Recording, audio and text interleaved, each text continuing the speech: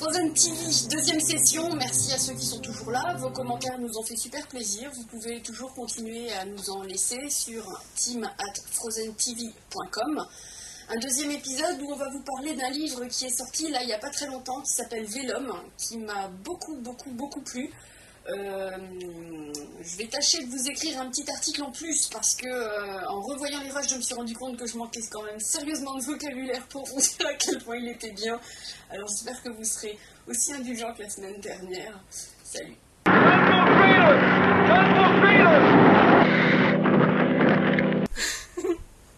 Donc ça s'appelle Vellum, le livre de toutes les heures de Hal Duncan. Ça va sortir chez De Noël, Lune d'encre.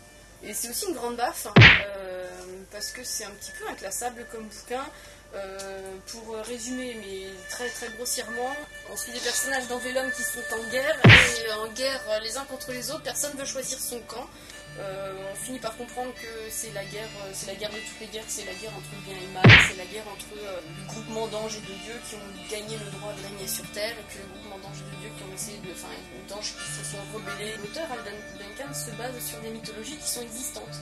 Ah, très bien. T'as toute une partie du bouquin à la fin, c'est très impressionnant parce qu'il cite toutes les références. Alors il dit voilà, vous pouvez aller voir La descente d'Ishtar aux enfers, publié chez Oxford University Press. Vous pouvez aller chercher des textes de Virgile. En fait, il parle vraiment de textes existants. Il reprend un peu l'histoire du paradis perdu de Milton. En fait, le livre est conçu de telle manière qu'en fait, on voit toujours les mêmes personnages et ils reviennent dans des tas de vies différentes, antérieures, postérieures, etc. Et en fait, ça dresse tout le temps des espèces de boucles comme ça parce que ce sont des personnages qui luttent depuis des dizaines et des dizaines de vies pour arriver à rester neutre dans une guerre qu'ils considèrent comme n'étant pas la leur. C'est les dessins qui sont un peu dramatiques parce qu'on sait pas où ça va. Tout ce qu'on sait, c'est que à chaque fois ça termine mal. Et ces personnages qui répètent l'histoire se disent qu'au bout d'un moment, la roue elle va arrêter de tourner tout le temps dans le même sens. Vellum, c'est une espèce de toile qui relie les différents mondes, les différentes destinées. Et en fait, tu te rends compte que les personnages, à chaque fois qu'ils font quelque chose, ils essayent de déchirer la toile pour pouvoir passer à travers et pour pouvoir changer les destinées. Et on les retrouve à des tas de périodes différentes. Alors il y a une héroïne qui s'appelle Freedom,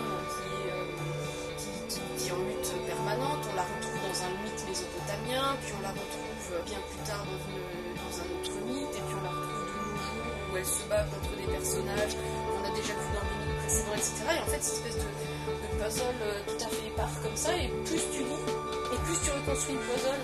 En fait, c'est fait de telle manière que tu as toujours envie de continuer à lire, parce que le puzzle se construit au fur et à mesure, puis de temps en temps, là, tu as l'impression que l'auteur fait table rase, et puis tu reprends, et puis tu reconstruis des personnages comme ça.